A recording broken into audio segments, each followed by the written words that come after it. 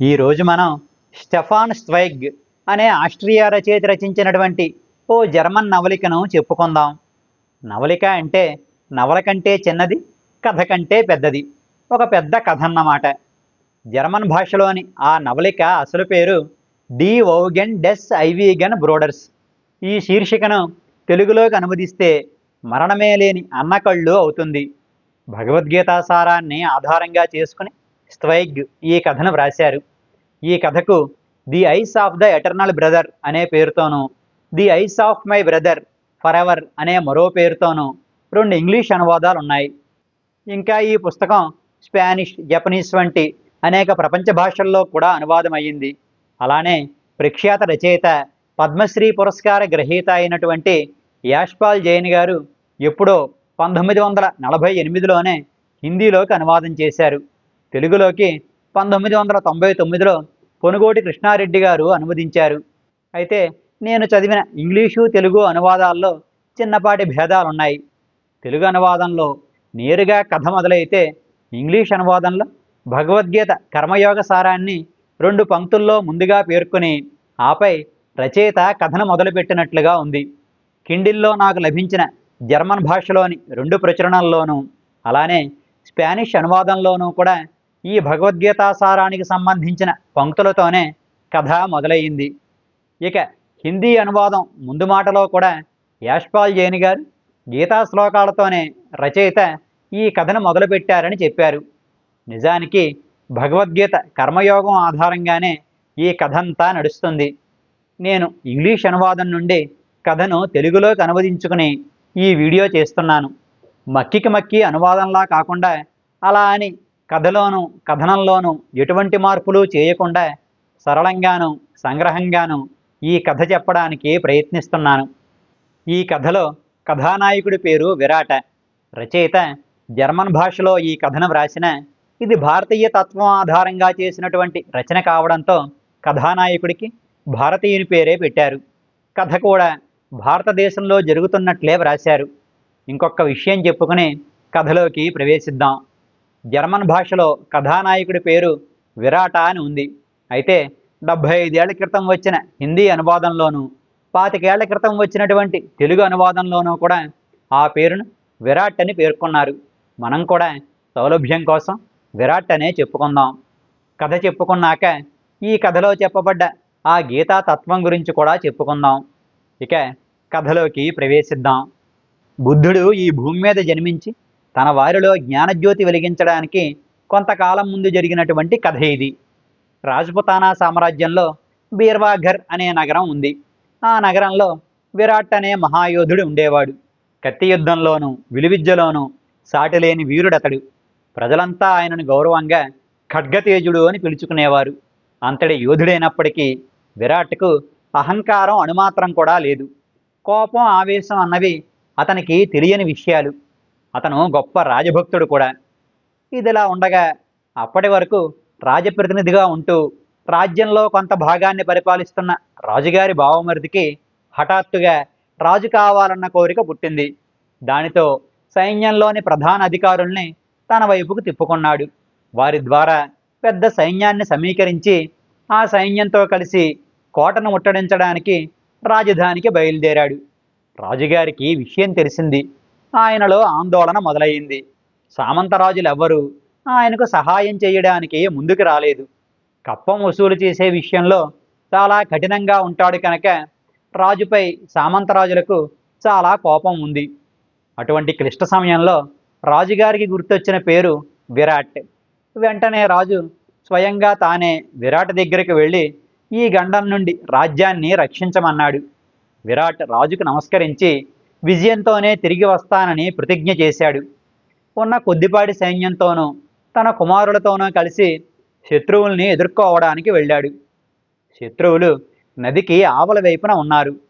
విరాట్ సైన్యంతో పోలిస్తే వాళ్ళు కొన్ని రెట్లు ఎక్కువ. అప్పటికే చీకటి పడడంతో ఆ శత్రు సైన్యమంతా రాత్రికి అక్కడే విశ్రమించింది. ఆ సైన్యంలో కొంతమంది పెద్ద పెద్ద చెట్లను నరికి నదిపై వంతెన కట్టడానికి ప్రయత్నిస్తున్నారు. ఇంతలో అర్ధరాత్రి అవ్వడంతో వారు కూడా తమ ప్రయత్నాలను విరమించి రేపు చూసుకోవచ్చులే అన్న భావనతో నిద్రకు ఉపక్రమించారు. ఎలానో విజయం తమదేనన్న ధీమాతో ఉన్నారు వారంతా. విరాట్కు నిద్ర పట్టలేదు. దానితో అతను ఆ చీకటిలోనే వేటకు బయలుదేరాడు. ఒక పులిని వేటాడుతూ కొంత దూరం వెళ్ళాడు. అక్కడ అతనికి నదిని సునాయాసంగా దాటడానికి ఒక రేవు కనిపించింది. వెంటనే వెనక్కు వచ్చి తన సైన్యంతో కలిసి ఆ మార్గం గుండా నదిని దాటి శత్రు శిబిరాలపై దాడి చేశాడు. ఆ హఠాత్ పరిణామానికి శత్రు సైన్యం కకావికలైపోయింది. శత్రువుల తలలు తెగిపడుతున్నాయి. విరాట్ సైనికులు కాగడాలతో భయపెట్టడంతో శత్రువుల ఏనుగులు భయంతో పరుగులు తీశాయి. విరాట్ రాజుగారి బావమరిది శిబిరంలోకి ప్రవేశించాడు. అక్కడంతా చీకటిగా ఉంది. పట్టలేనంత కోపంతో ఆ శిబిరంలో ఉన్న 5గురిని సంహరించాడు.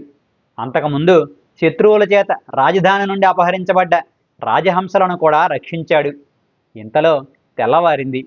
శత్రు సైన్యంలో చనిపోయిన వారు చనిపోగా మిగిలినటువంటి సైన్యం పలాయనం చిత్తగించింది. జయజయధ్వానాలతో విరాట్ పేరు మారుమ్రోగిపోసాగింది. విరాట్ నదిలో స్నానం చేసి వచ్చాడు. శత్రు సైన్యంలో మరణించిన వారిని చూసుకుంటూ రాజుగారి బావమరిది గుడారానికి వెళ్ళాడు. రాజుగారి బావమరిది తల తెగిపడి ఉంది. ఆ ప్రక్కనే శత్రువులతో చేతులు కడిపినటువంటి తమ సేనాపతి చచ్చిపడి ఉన్నాడు. మరో 2 శవాలు ఎవరో అతనికి తెలియలేదు. ఇక చివరిగా అక్కడ పడి ఉన్న మరో శవం వంక చూశాడు విరాట్. అంతే, ఆ మృతకళేబరాన్ని చూడగానే విరాట్ ముఖం పాలిపోయింది. మాట ఆగిపోయింది. కన్నీటి పొరలు కమ్మాయి. శరీరం వణికిపోసాగింది. ఆ శవం విరాట్ అన్న బేలంగర్ది. అతను శత్రువులతో చేతులు కలిపినట్టు విరాట్కు తెలియదు. అందుకే తెలియక ఆ చీకట్లో తన అన్నను కూడా చంపేశాడు. విరాట్ ఆ శవాల మధ్య కూలబడిపోయాడు. బేలంగర్ శరీరం నిర్జీవంగా పడి ఉన్న అతని కళ్ళు తెరిచే ఉన్నాయి. ఆ కళ్ళు తన హృదయాన్ని చీల్చేస్తున్నట్లుగా అనిపించింది విరాట్కు. తట్టుకోలేక తలను ప్రక్కకు తిప్పుకున్నాడు. తమ సైన్యం శత్రు కళేబరాల దుస్తులు తొలగించబోతే వద్దన్నాడు. ఆ శవాల కోసం చితులు పేర్చమన్నాడు. శత్రు సైన్యంపై అతనంత దయ చూపిస్తున్నందుకు అందరూ ఆశ్చర్యపోయారు. ఇంతలో కొందరు సైనికులు శత్రువులు సగం వరకు కట్టినటువంటి దొంగల వంతెనను పూర్తి చేశారు.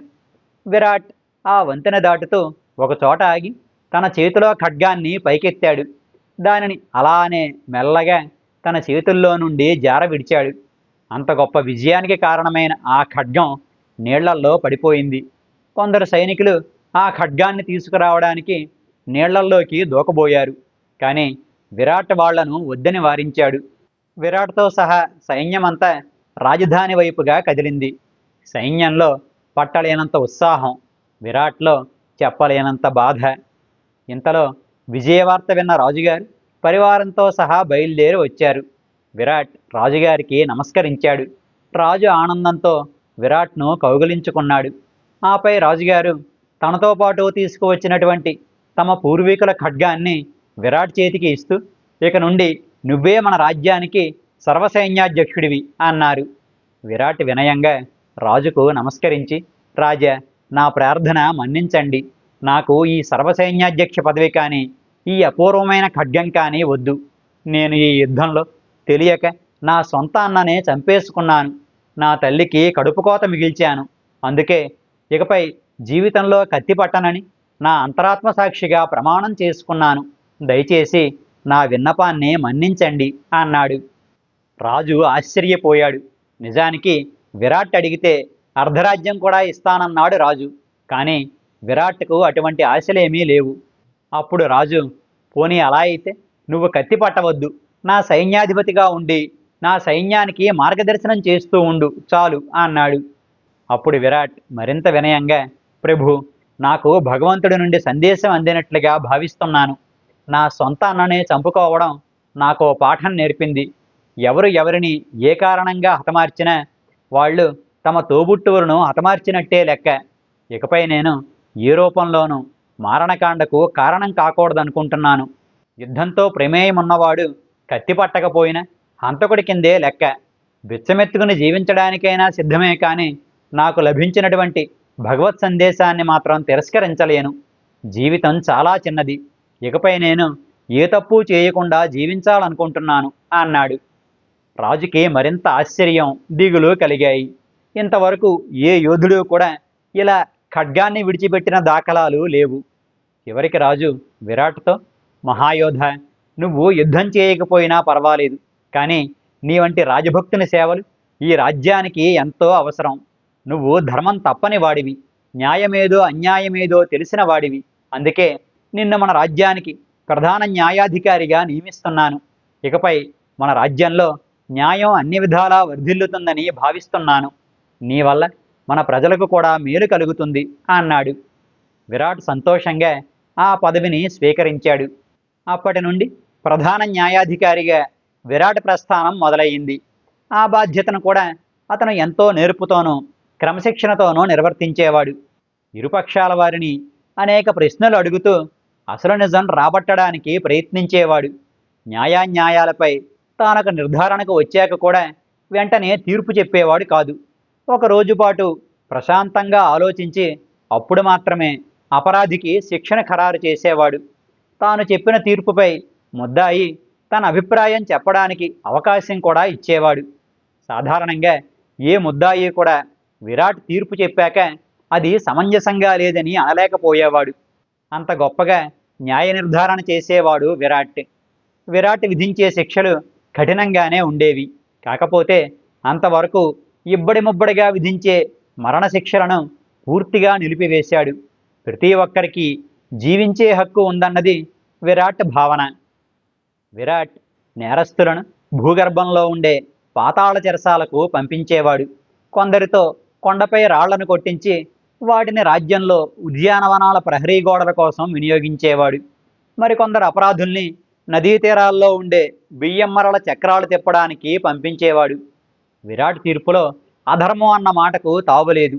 అతని మాటల్లో పరుషత్వానికి స్థానం లేదు. రైతులు పండితులతో సహా రాజుగారికి కూడా అతని మాటలు శిరోధార్యమే. న్యాయమూర్తిగా విరాట్ ఖ్యాతి రాజ్యమంతా వ్యాపించింది. అతన్ని ఒకప్పుడు మహాయోధుడిగా కీర్తించిన జనమంతా ఆ విషయం మరిచిపోయారు. ఇప్పుడు వారి దృష్టిలో విరాట్ అంటే ఒక మహోన్నత న్యాయమూర్తి. అలా 6 ఏళ్లు గడిచాయి. ఒకరోజు కొంతమంది గ్రామస్తులు ఒక కొండజాతి యువకుణ్ణి తాళ్లతో కట్టి న్యాయస్థానానికి తీసుకువచ్చారు. విరాట్ వారి వంక ప్రశాంతంగా చూస్తూ ఈ యువకుడు చేసిన నేరమేమిటో చెప్పమన్నాడు. ప్రభు, ఇతడు మహాకర్కోటకుడు, హంతకుడు. ఇతనొక అమ్మాయిని పెళ్లి చేసుకోవాలనుకున్నాడు. కానీ ఇతని జాతి నీతి నియమాలు వేరు కనుక ఆమె తండ్రి అందుకు అంగీకరించలేదు. తన కూతురిని వేరే ఒక వ్యాపారికిచ్చి పెళ్లి చేశాడు. ఆ కోపంతో ఇతను ఒకనాటి రాత్రివేళ ఆ అమ్మాయి తండ్రిని, అతని 3 కొడుకుల్ని చంపేశాడు. మా గ్రామంలో వాళ్ళెవరైనా పశువులు మేపుకోవడానికి పర్వత ప్రాంతానికి వెళితే వాళ్లను కూడా చంపేస్తున్నాడు.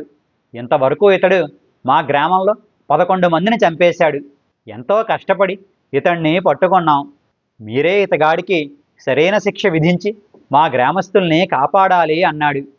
విరాట్ ముద్దాయి వంక చూసి వీళ్ళు చెప్పిన దానికి నీ సంజాయిషి ఏమిటన్నాడు. ఆ యువకుడు కోపంగా, నువ్వు రాజువా అని అడిగాడు. కాదు, రాజుగారికి న్యాయానికి సేవకుణ్ణి.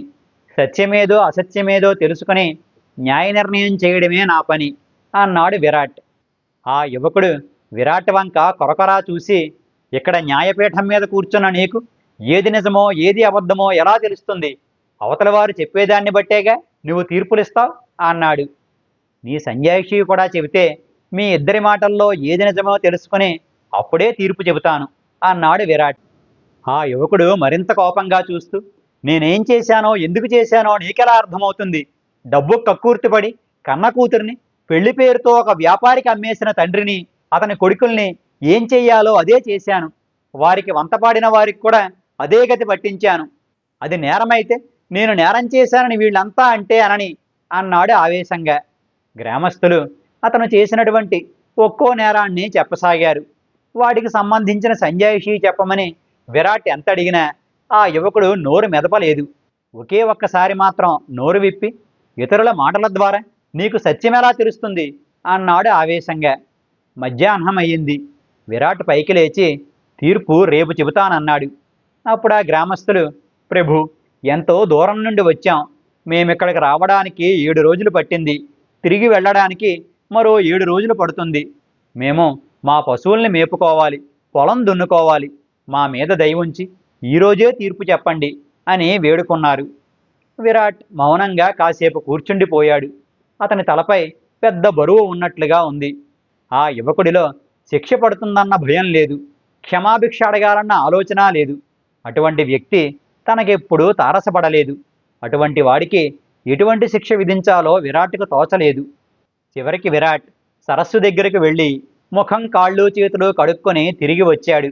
తన స్థానంలో ప్రశాంతంగా కూర్చొని నా తీర్పు న్యాయసమ్మతంగా ఉండుగాక అని భగవంతుణ్ణి ప్రార్థించి ఆపై తీర్పు చెప్పాడు.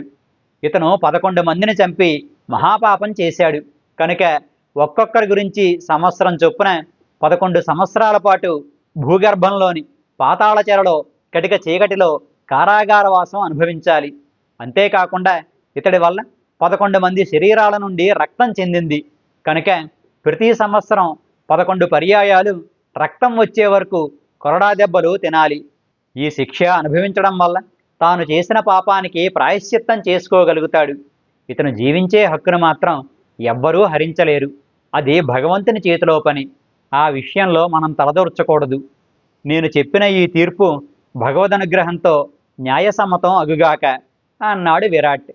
ఆ తీర్పు వినగానే గ్రామస్తులంతా హర్షధ్వానాలు చేశారు.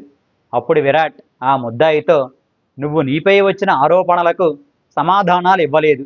అందువల్ల నా తీర్పులో ఏమైనా దోషం ఉంటే కనుక అది నీ మౌనం వల్ల జరిగిందే అవుతుంది. నేనైతే నీపై జాలినే చూపించాను అన్నాడు. అప్పుడు ఆ యువకుడు ఎర్రబడ్డ కళ్ళతో, నీ దయతో నాకు పని లేదు. నువ్వు నా జీవితాన్ని పూర్తిగా నాశనం చేసేస్తున్నావు. మా అడవి మనుషుల కంటే కూడా కఠినంగా ప్రవర్తిస్తున్నావు. నేను కొందరిని చంపాను, నువ్వు కూడా నన్ను చంపేసేయి. అంతేకాని 11 ఏళ్ల పాటు నేను రోజూ చచ్చేలా చెయ్యకు.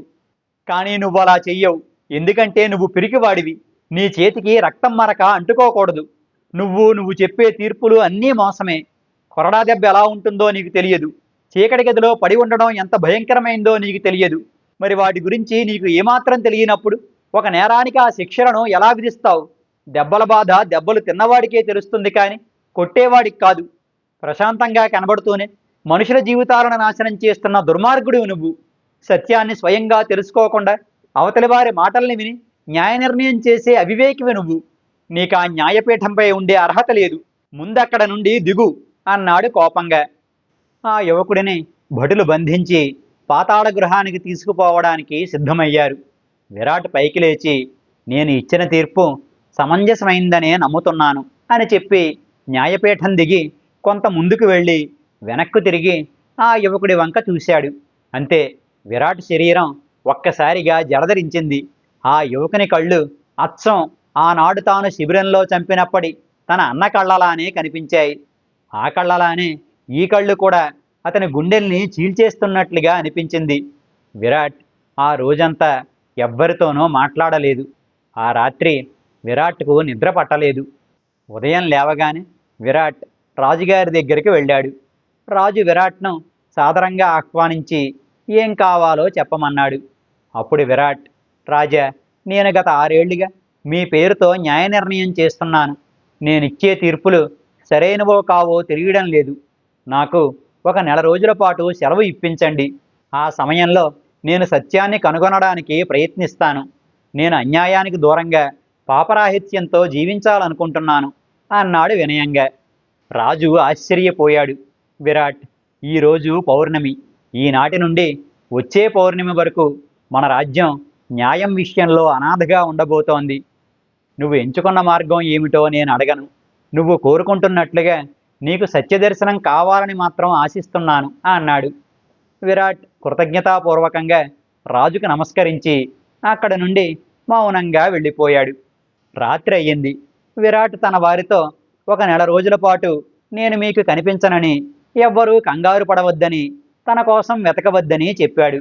ఆపై తాళపత్రాలపై ఒక లేఖ వ్రాసి దానిని తన దుస్తుల్లో భద్రపరుచుకుని ఇంటి నుండి బయలుదేరాడు. అలా అతను ఒక పెద్ద కొండ దగ్గరికి వెళ్ళాడు. అక్కడే దొంగలను బంధించే పాతాళ చెరసాల ఉంది. ఆ చెరసాల అధికారి విరాట్ను చూడగానే ఆశ్చర్యంతో లేచి నమస్కరించాడు. విరాట్ అతడితో, నిన్న ఇక్కడికి తీసుకురాబడ్డ ఖైదీని కలవడానికి వచ్చాను అన్నాడు. రండి, నేను తీసుకువెడతాను. ఆ ఖైదీ పాతాళ చెరలో అట్టడుగు భాగంలో ఉన్నాడు అన్నాడా అధికారి. వద్దు, నువ్వు రావక్కర్లేదు. ఆ గది తాళం మాత్రం ఇవ్వు చాలు అన్నాడు విరాట్. ఆ అధికారి గౌరవ పురస్సరంగా ఆ గది తాళం, దానితో పాటు ఒక దీపం విరాట్కు అందించాడు. ఈ తాళం చెవి రేపు ఉదయం నీ ద్వారం దగ్గర ఉంటుందని, ఈ విషయం వేరెవరితోనూ చెప్పవద్దని ఆదేశించి ముందుకు కదిలాడు విరాట్. ఆ పాతాళ చెరలో క్రిందకు దిగే కొద్దీ గాఢాంధకారం అలుముకోసాగింది. ఇంకాస్త క్రిందకు దిగేసరికి పక్షుల కిచకిచ శబ్దం కూడా వినబడటం ఆగిపోయింది. మరింత క్రిందకు వెళ్ళేసరికి అతని అడుగుల చప్పుడు నిశ్శబ్దాన్ని చీరుస్తున్నట్లుగా అనిపించసాగింది. అలా విరాట్ ఒక పెద్ద తాటి చెట్టు ఎంత ఎత్తుగా ఉంటుందో అంత లోతులో ఉన్నటువంటి చెరసాలను చేరుకొని ఆ కొండజాతి యువకుడి దగ్గరకు వెళ్ళాడు. తన చేతిలోని దీపాన్ని మెల్లగా పైకెత్తాడు. విరాట్ ఆ యువకుడితో, నన్ను గుర్తుపట్టావా అని అడిగాడు. గుర్తుపట్టకేం, నాకు ఇటువంటి తలరాత రాసిన వాడివి, నా జీవితాన్ని నీ పాదాల క్రింద నలిపేసిన వాడివి అన్నాడా యువకుడు. విరాట్ కాసేపు మాట్లాడకుండా ఉండిపోయాడు. ఆ తరువాత, నేనిక్కడకు న్యాయం చేయడానికే వచ్చాను. నిన్న నా తీర్పు నిన్ను బాధించింది, అలానే నీ మాటలు కూడా నన్ను బాధపెట్టాయి. కానీ నువ్వన్న మాటల్లో సత్యముంది. ఒక శిక్ష ఎలా ఉంటుందో తెలియనివాడు ఆ శిక్షను ఇతరులకు విధించకూడదు. అందుకే నేను విధించే శిక్షలు ఎలా ఉంటాయో అనుభవపూర్వకంగా తెలుసుకోవాలనుకుంటున్నాను అన్నాడు. ఆ యువకుడు ఆశ్చర్యంతో మాట లేకుండా ఉండిపోయాడు. మరలా విరాట్ అతనితో, ఇక్కడ నేను ఒక నెల రోజుల పాటు ఉంటాను. కొరడా దెబ్బలు ఎలా ఉంటాయో, చీకటి గృహంలో ఒంటరిగా ఉండిపోవడం ఎలా ఉంటుందో తెలుసుకుంటాను. ఆ తరువాతనే మరలా తీర్పులు ఇస్తాను. ఈ నెల రోజులు నువ్వు స్వేచ్ఛగా బయట తిరగవచ్చు. నువ్వు బయటికి వెళ్ళడానికి ఇదిగో తాళం చెవి ఇస్తున్నాను. కానీ నువ్వు ఈ నెల రోజుల పాటు ఎటువంటి దుశ్చర్యలకు పాల్పడనని నాకు మాటివ్వు. నిన్ను నమ్మి బయటకు పంపిస్తున్నాను. నేను నీ దుస్తులు ధరిస్తాను. నువ్వు నా దుస్తులు ధరించి ముఖం కప్పుకుని బయటికి వెళ్ళు. అప్పుడు ఆ అధికారి బయటికి వెళ్ళింది నేనే అనుకుంటాడు. నన్నెవ్వరూ గుర్తుపట్టకుండా నా గడ్డం జుత్తు కత్తిరించు. ఆపై ఇక్కడి నుండి వెళ్ళిపో. ఇదిగో ఈ లేఖ నీ దగ్గర ఉంచు. సరిగ్గా నెల రోజుల తరువాత పౌర్ణమి నాడు ఈ లేఖను రాజుగారికి అందించు. అప్పుడే నేను ఈ బంధనం నుండి విడుదలవుతాను అన్నాడు. ఆ ఖైదీ ఆశ్చర్యపోయాడు. అతని గొంతు పూడిపోయింది. విరాట్ పాదాలపై పడి, ప్రభు, నా కోసం మీరు శిక్ష అనుభవించడం ఏమిటి? నేను హంతకుణ్ణి, నాకు మీరు సరైన శిక్షే విధించారు అంటూ ఏడవసాగాడు. విరాట్ అతన్ని ఊరడించి, ఈ శిక్ష అనుభవించకుండా తాను న్యాయసమ్మతమైన తీర్పులు ఇవ్వడం సాధ్యపడదన్నాడు. తాను చెప్పినట్టుగా చేయమన్నాడు. దానితో ఆ ఖైదీ అదేవిధంగా చేసి విరాట్ దుస్తులు ధరించి బయటకు వెళ్ళిపోయాడు. విరాట్ ఆ చీకటి గదిలో భయంకర నిశ్శబ్దం మధ్యనే నిద్రపోయాడు. మరునాడు భటులు వచ్చి కొరడా దెబ్బలు కొట్టడం మొదలుపెట్టారు. మొదటి దెబ్బ వీపు మీద పడగానే బాధతో గావుకేక పెట్టాడు విరాట్. అక్కడ నుండి ఒక్కో దెబ్బను పళ్ళ బిగువున భరిస్తూ మౌనంగానే ఉన్నాడు. 70వ కొరడా దెబ్బ ఒంటిపై పడగానే విరాట్ మూర్ఛబోయాడు. భటులు అతన్ని ప్రక్కకు ఈడ్చేసి అక్కడ నుండి వెళ్ళిపోయారు. విరాట్కు మెలకువ వచ్చింది. అతను తన గదిలో ఉన్నాడు. వీపంతా పచ్చి పుండైపోయి నిప్పుల మీద పడుకున్నట్లుగా ఉంది. ప్రక్కనే ఆ కాపలావాని భార్య మూలికలతో విరాట్ గాయాలకు మందు పూస్తోంది. ఆమె కళ్ళల్లో జాలి తొణికిసలాడుతోంది.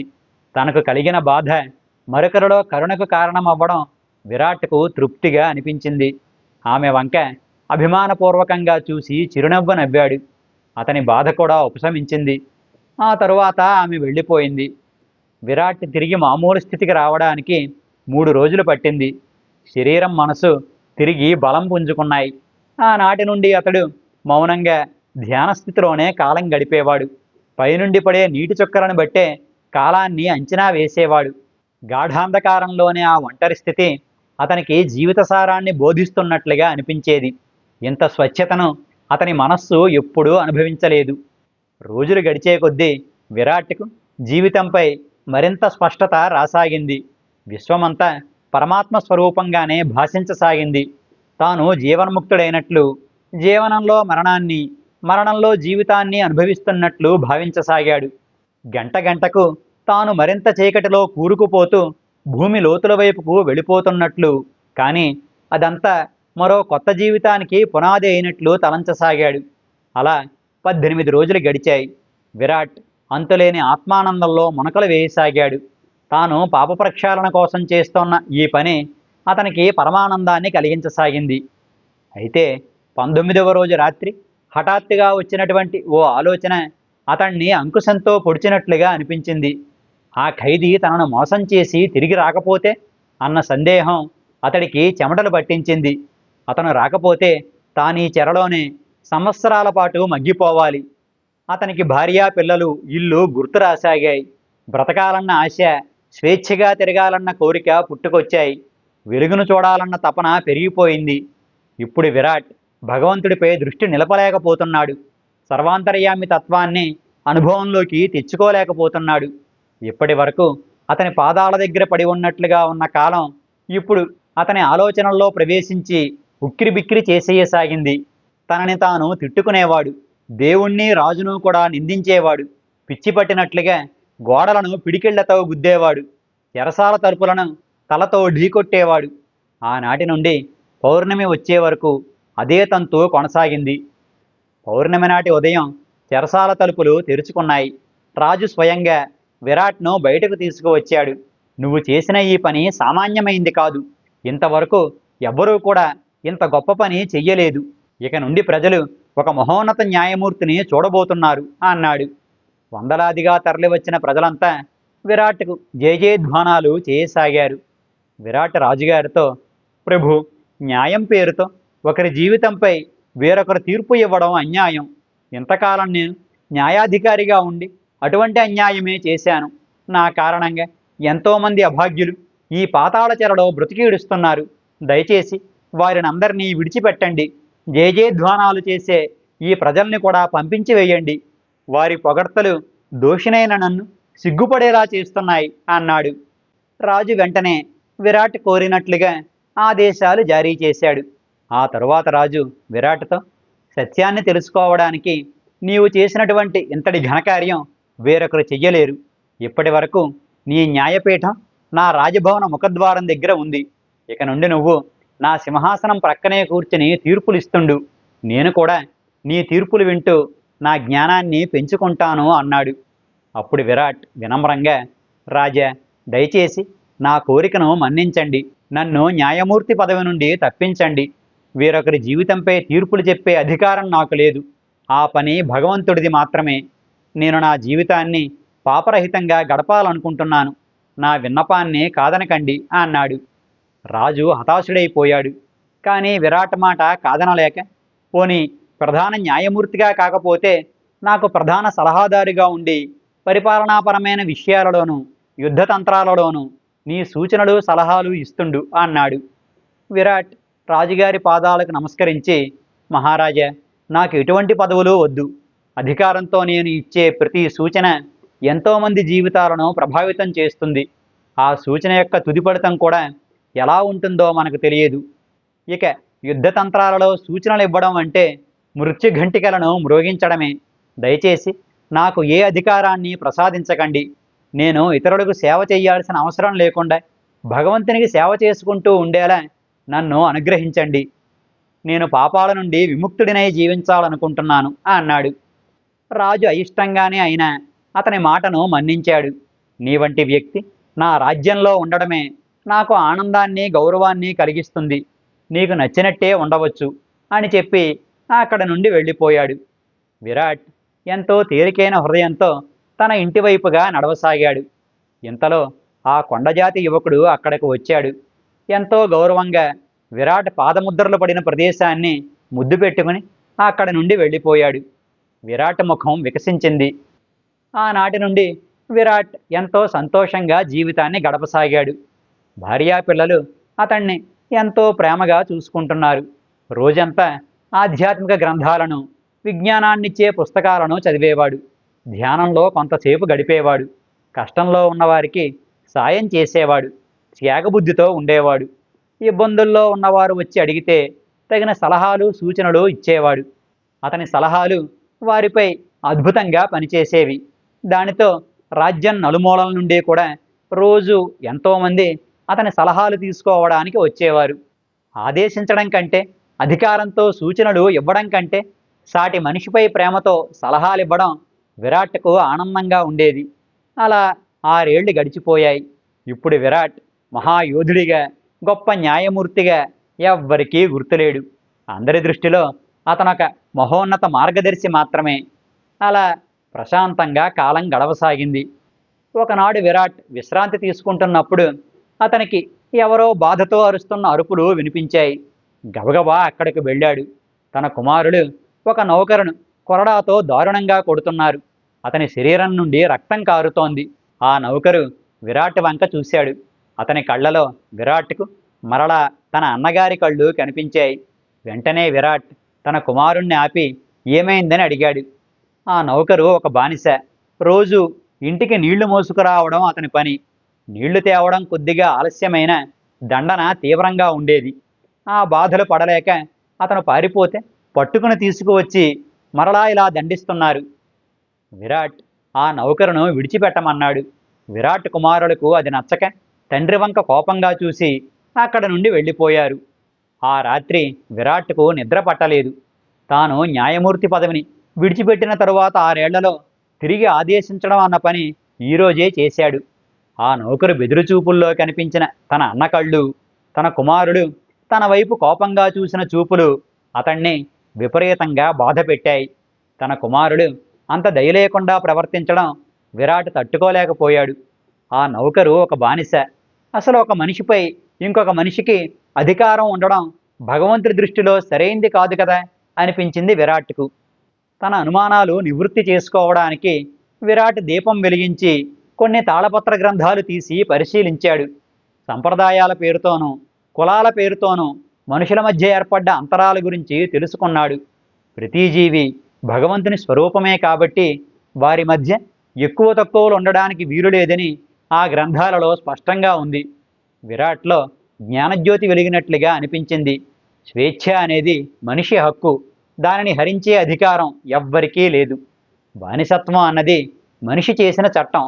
కానీ భగవంతుని దృష్టిలో అది నేరం. విరాట్కు ఒక స్పష్టత వచ్చింది. తన తప్పుల్ని ఎప్పటికప్పుడు ఎత్తి చూపుతూ అనేక రూపాలలో తనను సన్మార్గంలో నడిపిస్తున్న భగవంతుడికి కృతజ్ఞతలు తెలుపుకున్నాడు. ఆ మరునాడు విరాట్ తన కొడుకుల్ని పిలిచి, నిన్న మీరు దండించిన బానిసను ఇకపై స్వేచ్ఛగా వదిలేయండి అన్నాడు. కొడుకులు మాట్లాడలేదు. విరాట్కు విషయం అర్థమయ్యింది. నేను మీ ఇష్టంతో సంబంధం లేకుండా నిర్ణయం తీసుకోలేను. మీ అభిప్రాయం ఏమిటో కూడా చెప్పండి అన్నాడు.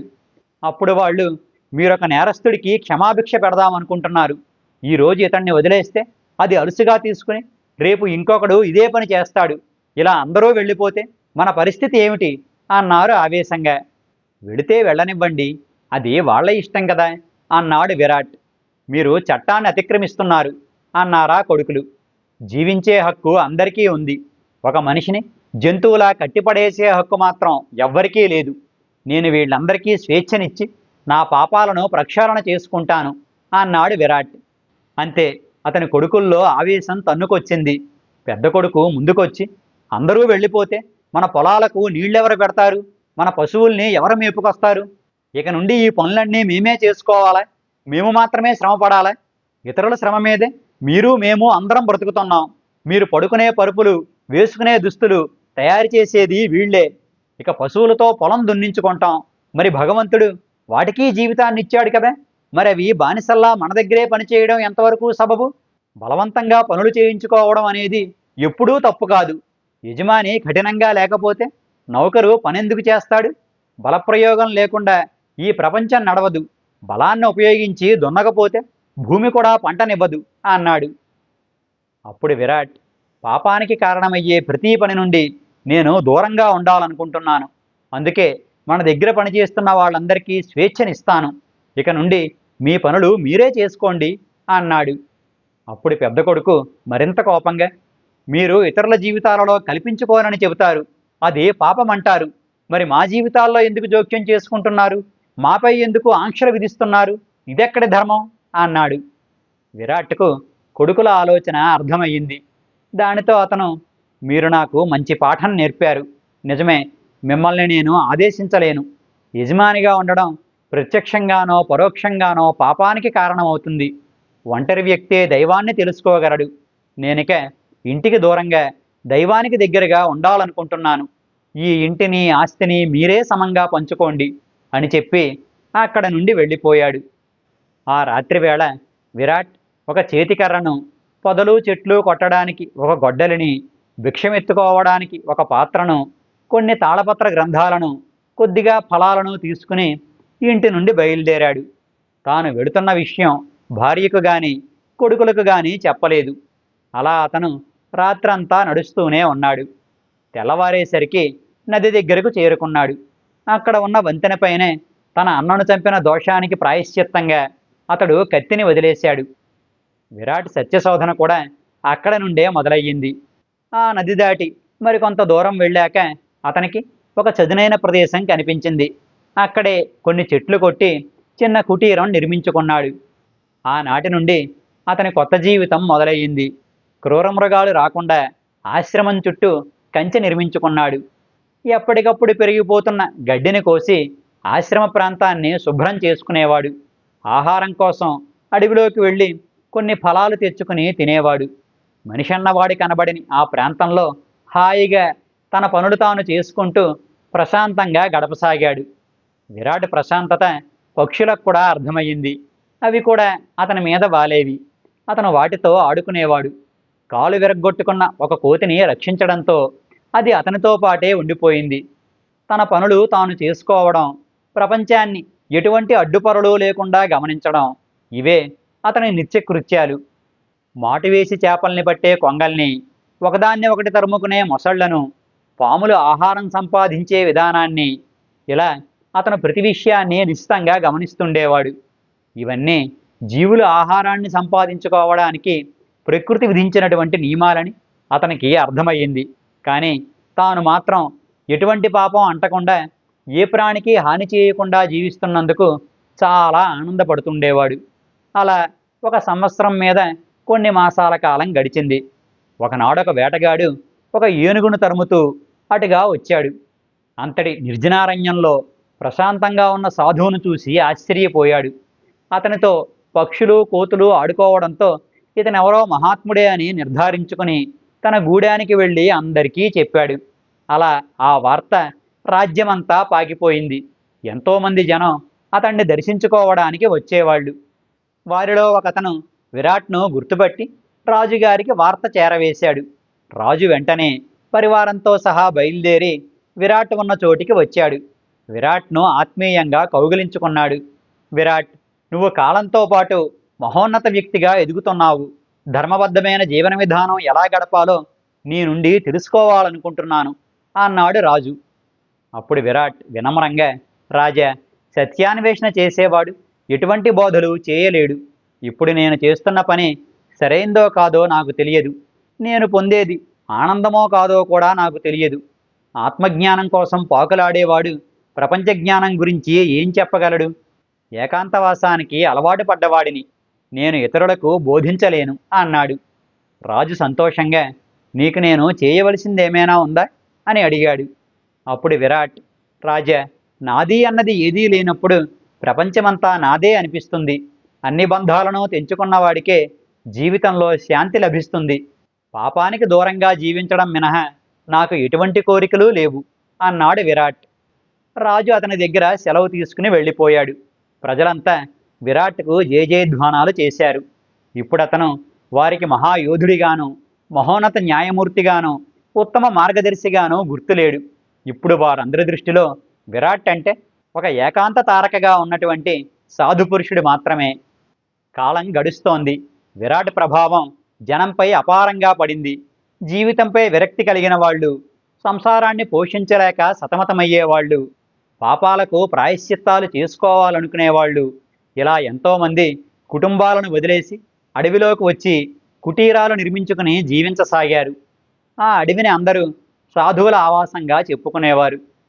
విరాట్ ఒకరోజు అడవిలోకి వెళ్ళినప్పుడు దారిలో అతనికి ఒక సాధువు మృతకళేబరం కనిపించింది. అతనికి దహనక్రియలు చేయాలనుకున్నాడు విరాట్. కానీ ఆ శవాన్ని కదల్చగలిగే శక్తి అతనికి లేదు. దానితో సహాయం కోసమని దగ్గరలో ఉన్నటువంటి ఒక గ్రామానికి వెళ్ళాడు. విరాట్ వంటి మహాత్ముడు తమ గ్రామానికి రావడంతో ఆ గ్రామస్తులంతా సంతోషపడిపోయారు. విరాట్ తాను వచ్చిన పని చెప్పగానే ఎంతోమంది అతనికి సహాయం చేయడానికి ముందుకొచ్చారు. విరాట్ సంతోషంగా తన ఆశ్రమానికి బయలుదేరాడు. గ్రామస్తులంతా ఇళ్ల నుండి బయటకు వచ్చి విరాట్కు నమస్కరించసాగారు. విరాట్ వాళ్లకు ప్రతి నమస్కారం చేస్తూ ముందుకు సాగిపోతున్నాడు.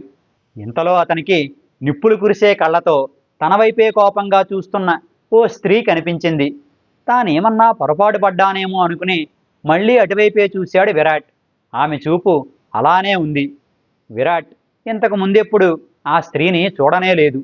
నాకు పరిచయం లేని స్త్రీ నన్నెందుకు ద్వేషంగా చూస్తోంది అని ఆశ్చర్యపోయాడు. విషయమేమిటో ఆమెనే కనుక్కుందామని అటువైపుగా వెళ్ళాడు. అంతే, ఆ స్త్రీ గభాలున ఇంట్లోకి వెళ్ళి తలుపు వేసేసుకుంది. విరాట్ మరింత ఆశ్చర్యపోతూ వెళ్ళి ఆ ఇంటి తలుపును తట్టాడు. లోపల నుండి సమాధానం లేదు. విరాట్ అక్కడే ఉండి మరో 2 మార్లు ఆగి ఆగి తలుపు కొట్టాడు. చివరికి ఆ స్త్రీ బయటకు వచ్చింది. విరాట్తో, నీకింకా నా నుంచి ఏం కావాలి అంది ఆవేశంతో ఊగిపోతూ. విరాట్ ఆమెతో, అమ్మా, మీరు నా వైపు ఎందుకంత కోపంగా చూశారో అర్థం కాలేదు. నేను మీకేమన్నా అపకారం చేశానా? నాతో మీకు శత్రుత్వం ఉందా అని అడిగాడు. ఆమె బాధతో వెటకారపు నవ్వొకటి నవ్వింది.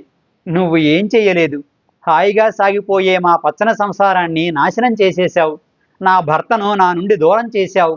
నాకిక జీవితం అంటూ లేకుండా చేశావు అంది దుఃఖిస్తూ. విరాట్ ఆమెతో, అమ్మా, మీరు నన్ను చూసి ఎవరో అనుకుని పొరపాటు పడుతున్నారు. నేను జనావాసాలకు దూరంగా బ్రతుకుతున్నవాడిని, ఎవరి జీవితాలతోనూ ప్రమేయం లేనివాడిని అన్నాడు. ఆమె కోపంగా, నువ్వెవరో నాకు తెలియకపోవడం ఏమిటి? నువ్వు విరాట్వి, ఏకాంత తారకమని అందరూ నిన్ను కీర్తిస్తుంటారు. కానీ నేనెప్పుడూ నిన్ను ద్వేషిస్తూనే ఉంటాను. నువ్వు నాకు ఏ అపకారం చేశానని కదా అడిగావు? రా చూపిస్తాను అంటూ అతన్ని చేయి పట్టుకుని ఇంట్లోకి తీసుకువెళ్ళింది. అక్కడ చాపపై నిర్జీవంగా పడి ఉన్న బాలుడి కళేబరం ఉంది. అతని కళ్ళు విరాట్కు తాను చంపుకున్న తన అన్న కళ్ళలానే కనిపించాయి. ఆమె విరాట్తో, వీడు నా 3వ కొడుకు, ఆఖరి సంతానం. నా 2 కొడుకుల్లానే వీడు ఈరోజు చనిపోయాడు. వీళ్ళందరినీ నువ్వే పొట్టన పెట్టుకున్నావు. అదిగో ఆ మగ్గాన్ని చూసావా? అదే మా జీవనాధారం. అక్కడ ఖాళీగా ఉందే ముక్కాలిపీట, అక్కడ కూర్చునే నా భర్త పరాతిక మగ్గంపై బట్టలు నేసేవాడు. అతను గొప్ప నేతగాడు. నా భర్త నేత పనితో మా జీవితం హాయిగా సాగిపోయేది. కానీ నీ ప్రభావం నా భర్తపై పడింది. నువ్వు భగవత్స్వరూపుడివని అతనికి నమ్మకం. అందుకే నిన్నే ఆదర్శంగా తీసుకున్నాడు. తాను నేత పని మానేసి నిరంతరం ధ్యానం చేసుకుంటూ కూర్చోవడం మొదలుపెట్టాడు. ఒకరోజు హఠాత్తుగా మా ఎవ్వరికీ చెప్పా పెట్టకుండా అడవిలోకి వెళ్ళిపోయాడు. మమ్మల్ని గాలికి వదిలేసి ఆయన సుఖం ఆయన చూసుకున్నాడు. నాకు నా పిల్లలకు ఆయన నేత పనే ఆధారం. ఆయన వెళ్ళిపోవడంతో మేమంతా దిక్కులేని వారిమయ్యాం. కుటుంబం గడిచే దారి కూడా లేదు. ఆకలితో అలమటిస్తూ కొద్ది రోజుల క్రితమే నా 2 కొడుకులు చనిపోయారు. ఇదిగో ఈరోజు ఆఖరివాడు కూడా చనిపోయాడు. నా కుటుంబం ఇలా అయిపోవడానికి నువ్వే కారణం. నీలా సంసారాన్ని వదిలేస్తేనే, ఊరికి దూరంగా ఉంటేనే భగవంతుడికి దగ్గరవుతామని నా భర్త లాంటి వాళ్ళు అనుకున్నారు. వాళ్ళంతా నిన్ను ఆదర్శంగా తీసుకుని అడవుల్లోకి వెళ్ళిపోయారు. అలా ఎన్నో సంసారాలు వీధిన పడ్డాయి. ఈ విషాదానికి కారణం ఎవరు? నువ్వు కాదా? ఒక పని చేసే ముందు దాని పరిణామం ఎలా ఉంటుందో, ఇతరులు దానిని అనుసరిస్తే ఏమవుతుందో ఆలోచించని వాడివి నువ్వు మహాత్ముడివా అంటూ ఇక మాట పెగలక ఆగిపోయింది. విరాట్ శరీరం భయంతో వణికిపోయింది. తల్లి, భగవంతుడికి దగ్గరగా ఉండడానికి నేనొక మార్గం ఎంచుకున్నాను. నా మార్గం నాదే అనుకున్నాను, కానీ ఇలా అందరూ నన్ను అనుసరిస్తారని, ఇంతటి దారుణం జరుగుతుందని అనుకోలేదమ్మా అన్నాడు బొంగురుపోయిన గొంతుతో. అప్పుడు ఆ స్త్రీ, ఓ సాధుపురుష, ఇదేనేంటయ్యా నీ జ్ఞానం? నీ వివేకమంతా ఏమయ్యింది? చిన్నపిల్లలకు కూడా అర్థమయ్యే విషయం నీకు అర్థం కాలేదా? ఈ ప్రపంచంలో భగవంతునికి సంబంధించిన కార్యమంటూ ఏదైనా ఉందా? సమస్త కార్యాలు ఆయన స్వరూపాలేగా. ఏ వ్యక్తి కూడా తాను చెయ్యాల్సిన పనుల్ని చేయకుండా విడిచిపెట్టకూడదు. తన బాధ్యతల నుండి పక్కకు తప్పుకోకూడదు. నీ బుద్ధికి అహంకారం పట్టింది. నువ్వు చేసే పనులన్నింటికీ నువ్వే కర్తవనుకుంటున్నావు, అవే సరైనవనుకుంటున్నావు. అయినా అసలు అది ఎలా సాధ్యమవుతుంది? నీ జీవితానికి ఎంతో తీయదనాన్నిచ్చింది, నా జీవితానికి కటిక చేదును మిగిల్చింది. నువ్వెంచుకున్న జీవన మార్గం ఇదిగో నా బిడ్డ ప్రాణాలు తీసింది అని చెప్పి మౌనంగా రోధించసాగింది. విరాట్ ఒక్క క్షణం పాటు మాట్లాడలేదు. ఆపై ఆమెతో, అమ్మా, నువ్వు చెప్పింది సత్యం. ఏకాంతవాసంలో మునులు చేసే సాధనల కంటే హృదయాన్ని కదిలించి వేసే ఒక శోకపు నిట్టూర్పే సత్యాన్ని దర్శింపజేస్తుంది. నేను నేర్చుకున్న జ్ఞానమేదైనా ఉంటే అది అభాగ్యుల జీవితాల నుంచే నేర్చుకున్నాను. నా అన్న కళ్ళలా మెరిసే ఆ అభాగ్యుల కళ్ళ నుండే సత్యదర్శనానికి ప్రయత్నిస్తున్నాను. ఇప్పుడు అర్థమవుతోంది, నేను భగవంతుడి ముందు విధేయతతో కాక అహంకారంతో ప్రవర్తించాను. ఇప్పుడు నాలో కలిగిన పరివర్తన కూడా అంతులేని బాధ వల్లే కలిగింది. ఏ పని చేయకుండా ఉండడం కూడా ఒక పనే. అలా ఉంటున్న వ్యక్తి కూడా ఇతరులపై ప్రభావం చూపిస్తూనే ఉంటాడు. అమ్మా, నన్ను మన్నించు. నేను అడవి నుండి తిరిగి జనం మధ్యకు వచ్చేస్తాను. నన్ను చూసి నీ భర్త కూడా తిరిగి వస్తాడని, మీకు తిరిగి సంతానం కలుగుతుందని ఆశిస్తున్నాను అని చెప్పి ఆమెకు నమస్కరించి వెళ్ళిపోయాడు. ఆ శాలిస్త్రీలోని క్రోధమంతా ఆవిరైపోయింది. విరాట్ వెళ్ళిన వైపే ఆమె ఆశ్చర్యంగా చూస్తూ ఉండిపోయింది. మరునాడు విరాట్ అడవి నుండి నగరంలోకి వచ్చాడు. నేరుగా వెళ్ళి రాజును కలిశాడు. రాజు అతడితో ఎంతో ఆదరంగా మాట్లాడాడు. ఏం కావాలో చెప్పమన్నాడు. అప్పుడు విరాట్, మహారాజా, నేను ఇంతకాలం పాటు ఎంచుకున్న మార్గం తప్పు. పాపానికి దూరంగా ఉండాలన్న ఉద్దేశ్యంతో నా బాధ్యతల్ని, చేయాల్సిన పనుల్ని విడిచిపెట్టేశాను. భ్రమ అనే ఒక వలలో చిక్కుకున్నాను అన్నాడు. రాజు ఆశ్చర్యపోయాడు. విరాట్, జీవితాన్ని భగవంతునికి అంకితం చేసిన నువ్వు పాపం ఎలా చేయగలవు? ఏకాంతవాసం గడిపే నీ వల్ల ఇతరులకు హానడా జరుగుతుంది అన్నాడు. అప్పుడు విరాట్, రాజా, నేను కావాలని ఏ తప్పు చేయలేదు. పాపానికి దూరంగా వెళదామని అనుకున్నానే కానీ మనందరం ప్రకృతి నియమాలతో బంధింపబడి ఉన్నామని తెలుసుకోలేకపోయాను. ఏ పని చేయకుండా ఉండడం కూడా ఒక పనే. నిజానికి ప్రతి ఒక్కరూ నిరంతరం ఏదో ఒక పని చేస్తూనే ఉంటారు. నేను ఎంత ప్రయత్నం చేసినా నేను చంపుకున్న నా అన్న చూపుల నుండి మాత్రం తప్పించుకోలేకపోయాను. నేనిప్పటికీ 7 సార్లు భగవంతుని ముందు దోషిగా నిలబడ్డాను. ఇతరులకు సేవ చేయకుండా నా జీవితానందం కోసమే నేను బ్రతికాను. అలా ఎంతో జీవితాన్ని వ్యర్థం చేసుకున్నాను. ఇక నుండైనా తోటివారికి సేవ చేద్దామనుకుంటున్నాను అన్నాడు. రాజుకి ఇదంతా అయోమయంగా ఉంది. దానితో అతను, విరాట్, నీ మాటలు నాకు పూర్తిగా అర్థం కావడం లేదు. నీకేం కావాలో చెప్పు, చేసి పెడతాను అన్నాడు. అప్పుడు విరాట్, మహారాజా, ఇకపై నేను ఏ పని చేయకుండా ఉండాలనుకోవడం లేదు. పని చేయకుండా స్వేచ్ఛగా ఉన్నాను అనుకునేవాడు నిజానికి స్వేచ్ఛగా లేనే లేడు. ఏ పని చేయకుండా ఉన్నంత మాత్రాన ఏ పాపం అంటుకోదు అనుకోవడం భ్రమ. తన కర్తవ్యాన్ని తాను నిర్వర్తించేవాడు, ఇతరుల కోసం తన శక్తిని వినియోగించేవాడే నిజమైన స్వేచ్ఛాజీవి. ఒక పని ఎందుకు మొదలు పెట్టాల్సి వస్తుందో, ఆ పని యొక్క తుది ఫలితం ఏమిటో ఈ రెండూ కూడా మన చేతుల్లో లేవు. అవి దైవాధీనాలు. కేవలం కర్తవ్య దీక్షతో మనం చేయాల్సిన పనిని పూర్తి చేయడమే మన బాధ్యత. నాకు స్వేచ్ఛా జీవితం నుండి విముక్తిని ప్రసాదించండి. సేవ చేసే అవకాశాన్నివ్వండి. అందులోనే నిజమైన స్వేచ్ఛ ఉంది అన్నాడు. రాజుకి ఈ మాటలు మరింత గందరగోళంగా తోచాయి. విరాట్, ఒక ప్రక్కేమో నిజమైన స్వేచ్ఛ కావాలంటావు, మరో ప్రక్కేమో సేవ చేసే అవకాశం ఇవ్వమంటావు. నీ ఉద్దేశం ప్రకారం సేవ చేసేవాడే స్వేచ్ఛాజీవ? సేవ చేయించుకునేవాడు స్వేచ్ఛాజీవి కాడా? నీ మాటలు నాకు ఏమాత్రం అర్థం కావడం లేదు అన్నాడు. రాజా, మీ హృదయం ఈ విషయాన్ని అర్థం చేసుకోగలిగితే మీరిక మహారాజుగా ఎలా ఉండగలుగుతారు? ఇతరుల్ని ఎలా శాసించగలుగుతారు అన్నాడు. ఆ మాటలకు రాజుకి కోపం వచ్చింది. అంటే నీ ఉద్దేశంలో సేవ చేసేవాడు గొప్పవాడును, మహారాజేమో తక్కువవాడునా అన్నాడు.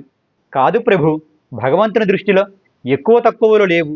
ఎవరైతే ప్రతిఫలాపేక్ష లేకుండా కర్తవ్య భావనతో పనిచేస్తారో, ఇతరులకు సేవ చేస్తారో వాళ్ళు మాత్రమే స్వేచ్ఛను పొందగలుగుతారు. తమ బాధ్యతను వాళ్ళు భగవంతునికే అప్పగిస్తారు.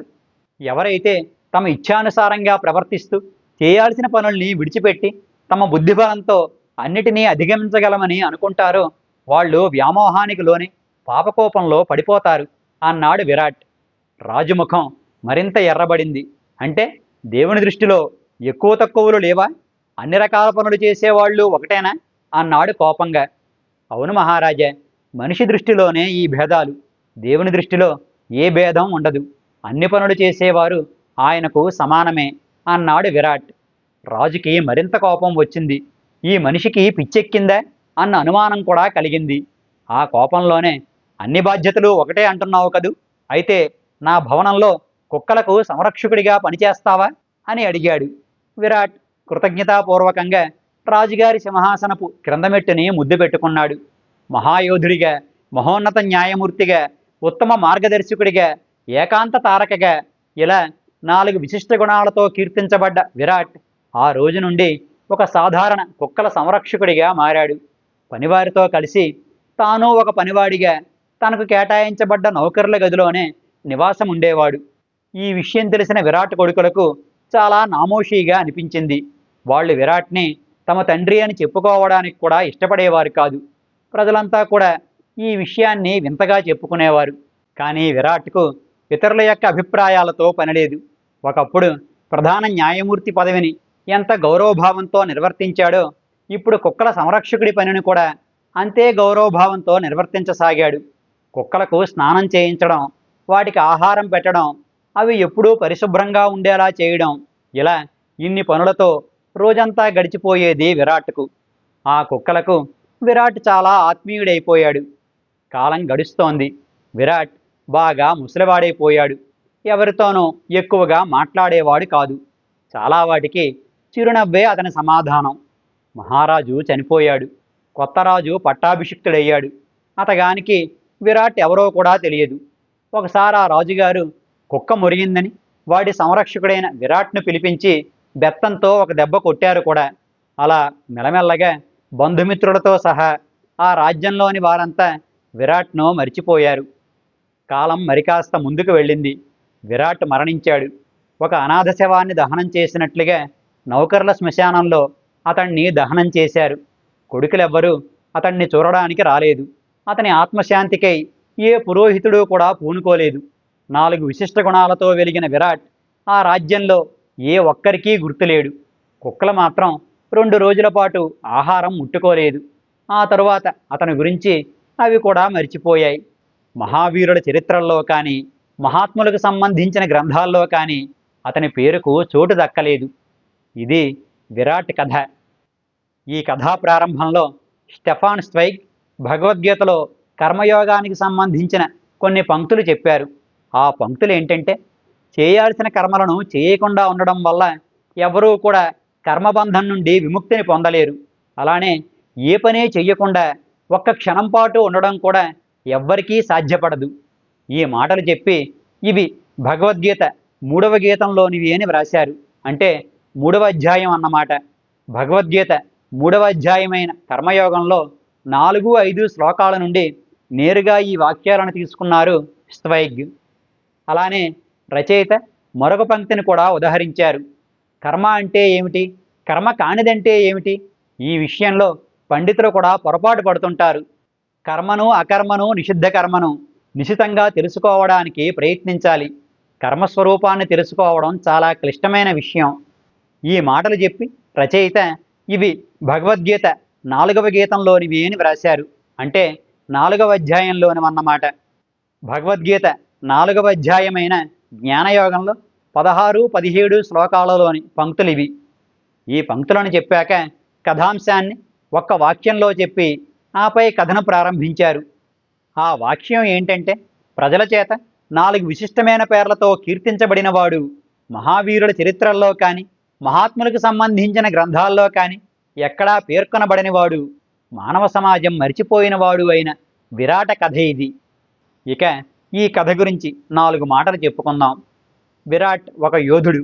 తన అన్నను చంపుకున్న తరువాత అతనిలో పాపభీతి మొదలయ్యింది. దానితో ఒక యోధుడిగా తాను నిర్వర్తించాల్సిన బాధ్యతలను విడిచిపెట్టేశాడు. అలా యుద్ధానికి దూరంగా మారణకాండ చేయకుండా ఉండడం వల్ల తనకు ఏ పాపం అంటుకోదన్నది అతడి ఉద్దేశ్యం.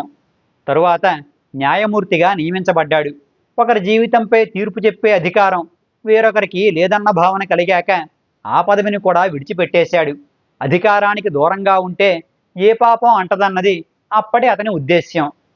ఆపై ఇంటి పట్టునే ఉంటూ తన సలహాల కోసం వచ్చిన వారికి మార్గదర్శనం చేస్తుండేవాడు. కానీ తన కుమారుల ప్రవర్తనతో ఇంటి యజమాని బాధ్యతను కూడా విడిచిపెట్టి అడవులకు వెళ్ళిపోయాడు. కుటుంబానికి దూరంగా ఉంటే ఏ పాపం అంటుకోదన్నది అప్పటి అతని ఉద్దేశ్యం. ఇక అడవిలోకి వెళ్ళిన తర్వాత అడవిలో ఒంటరిగా కాలం గడుపుతూ మనిషి అన్నవాడితో సంబంధం లేకుండా ఉండడం వల్ల తాను పాపానికి పూర్తిగా దూరంగా ఉన్నానన్నది అప్పటి అతని ఉద్దేశ్యం. అలా జీవితం ప్రతి దశలోనూ అతను పాపభీతితో ఒక్కో కార్యాన్ని విడిచిపెడుతూ వస్తూనే ఉన్నాడు. కానీ తాను అడవిలో ఒంటరిగా మనుషులకు దూరంగా ఉన్నప్పటికీ తన వల్ల ఎన్ని కుటుంబాలు వీధిన పడుతున్నాయో తెలిసాకనే అతనికి జ్ఞానోదయం కలిగింది. నీ కర్తవ్యాన్ని నువ్వు నిర్వర్తించకుండా తప్పించుకోవడమే అసలు పాపమని అతనికి అర్థమయ్యింది. కర్మ చేయకుండా ఎవ్వరూ ఉండలేరని, అయితే తుది ఫలితం గురించి మీమాంస లేకుండా ఆ కర్మకు కర్తను నేనే అన్న అహంకారం లేకుండా చేయడంలోనే కర్మ అసలు స్వరూపం దాగి ఉందని గ్రహించాడు. అటువంటి భావనతో చేసే కర్మలు మనల్ని కర్మబంధంలో ఉంచలేవని, అటువంటి మానసిక స్థితి కలిగిన మానవుడే నిజమైన స్వేచ్ఛను పొందగలడని, పాపరహితుడిగా ఉండగలడని విరాట్ తెలుసుకున్నాడు. సమాజం కోణంలోంచి చూసినప్పుడు విరాట్ ఒక అనామకుడిగా చనిపోయాడని అనిపిస్తుంది. కానీ నిజానికి విరాట్ తాను ఎటువంటి జీవితాన్ని కోరుకున్నాడో అటువంటి జీవితాన్ని గడుపుతూనే మరణించాడు. చేయదగ్గ ఏ పని అయినా భగవంతుని దృష్టిలో ఒక్కటే అని, అందులో ఎక్కువ తక్కువలు లేవని అతను రాజుగారితో చెప్పిన మాటల ప్రకారమే అతను తన చివరి దశలో జీవించాడు. ప్రధాన న్యాయమూర్తి పదవిని ఎలా గౌరవంగా భావించాడో కుక్కల సంరక్షకుడి ఉద్యోగాన్ని కూడా అంతే గౌరవంగా భావించగలిగే స్థితికి విరాట్ చేరుకున్నాడు. మరోలా చెప్పాలంటే స్థితప్రజ్ఞతను సాధించాడు. భరించరాని దుఃఖాన్ని అనుభవించాక కలిగే వైరాగ్య భావన మనిషి హృదయాన్ని జ్ఞానాన్వేషణకు సిద్ధం చేస్తుంది. ఆ సమయంలో అతన్ని సరైన దిశలో నడిపించే గురువు తారసపడితేనే అతను జీవన్ముక్తి వైపు అడుగులు వేయగలుగుతాడు. యుద్ధరంగంలో అర్జునుడికి ఇటువంటి వైరాగ్యం కలిగినప్పుడే కృష్ణ పరమాత్మ భగవద్గీత బోధించి అతన్ని కర్తవ్యం వైపుకు నడిపించాడు. ఈ విరాట్ కథలో విరాట్ను తన అన్న కళ్ళు వెంటాడుతూనే ఉన్నాయి. ఆ కళ్ళే బాధితుల కళ్ళల్లో కూడా ప్రతిబింబించి అతనిలో దుఃఖాన్ని కలిగించాయి. అలా విరాట్లో వైరాగ్య భావన కలిగిందే కానీ అది సరైన మార్గంలో నడవకపోవడం వల్ల అతను కర్తవ్యం నుండి దూరంగా జరుగుతూ వచ్చాడు. కానీ ఒక శాలిస్త్రీ మాటల్లోని సత్యం అతడికి జ్ఞానోదయం కలిగించింది, కర్తవ్యోన్ముఖుణ్ణి చేసింది. సత్యదర్శనం కావాలన్నా, విశ్వమంతా వ్యాపించి ఉన్న విరాట్ పురుషుణ్ణి దర్శించాలన్నా మనసు ఆర్ద్రమైనది అయి ఉండాలి. అటువంటి హృదయం అర్జునుడికి ఉంది. ఈ కథలో విరాట్కు ఉంది. విరాట్ కథను సమాజం దృక్కోణంలోంచి చూసినప్పుడు యోధుడిగా, న్యాయమూర్తిగా, మార్గదర్శిగా, సాధువుగా ఇలా అన్ని దశల్లోనూ ఉచ్చస్థితిలో ఉన్నప్పుడు వాటిని ఒక్కొక్కటిగా విడిచిపెట్టి చివరికి కుక్కల సంరక్షకుడిగా చేరి అనామకుడిగా మరణించినటువంటి ఓ వ్యక్తి విషాదగాథగా కనిపిస్తుంది. అదే విరాట్ కథను అతని దృక్పథంలోంచి లేదా తాత్వికమైన కోణంలోంచి చూసినప్పుడు సత్యాన్వేషణలో అనేక దశలను దాటుతూ అజ్ఞానం నుండి జ్ఞానం వైపుకు చివరకు జీవన్ముక్తికి చేరుకున్న ఓ వ్యక్తి యొక్క అపూర్వమైన విజయగాథలా కనిపిస్తుంది.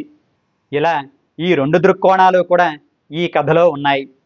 ఇక ఈ పుస్తకాన్ని రచించిన తాత్విక రచయిత స్టెఫాన్ స్ట్రైక్కు ఈ కథను అనేక భాషల్లోకి అనువదించి పాఠకులకు మహోపకారం చేసిన రచయితలకు ఎన్నో వేదికల మీద ఈ పుస్తకం గొప్పదనాన్ని చెప్పి ఇంత మంచి పుస్తకం తెలుగువారికి చేరువయ్యేలా చేసిన శాంతా బయోటెక్ వరప్రసాద్ రెడ్డి గారికి కృతజ్ఞతలు చెప్పుకోవాలి. ఇక ఈనాటి భాగాన్ని ముగించే ముందు నాదొక విన్నపం. భాషా సాహిత్యాలకు అంకితమైన అజిగవా ఛానల్ మనందరిది. మన అజిగవ ఎటువంటి ఒడిదుడుకులు లేకుండా ముందుకు సాగిపోవడానికి మీ వంటి సాహిత్యాభిమానుల వదాన్యత కూడా ఎంతో అవసరం. అజిగవకు సాహితీ పోషణ చెయ్యాలి అనుకునేవారు 9949121544 నెంబరుకు మీ మనసుకు నచ్చినంత నగదును ఫోన్పే లేదా గూగుల్ పే చేయండి. ఇక ఈనాటికి స్వస్తి. మీ రాజన్ పీటీఎస్కే. అజిగవ అంటే అక్షరాన్ని పుట్టించిన వాడైన ఆ పరమశివుని ధనస్సు పేరు. మన అజిగవా ఛానల్కు సబ్స్క్రైబ్ చేయండి. సాహితీ మధురిమలను ఆస్వాదించండి, ఆనందించండి, మమ్మల్ని ఆశీర్వదించండి. మన భాష, మన సాహిత్యం, మన సంస్కృతి, మన అజిగవ.